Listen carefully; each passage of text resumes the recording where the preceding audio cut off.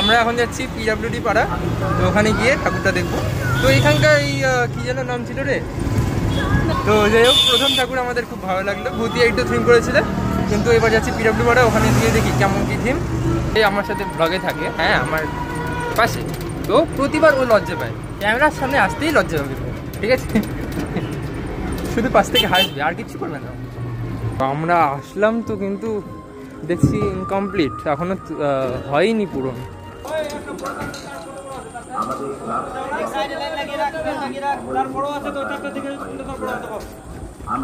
দেখতে পাচ্ছি শিবলিঙ্গ টাইপের কিছু করেছে।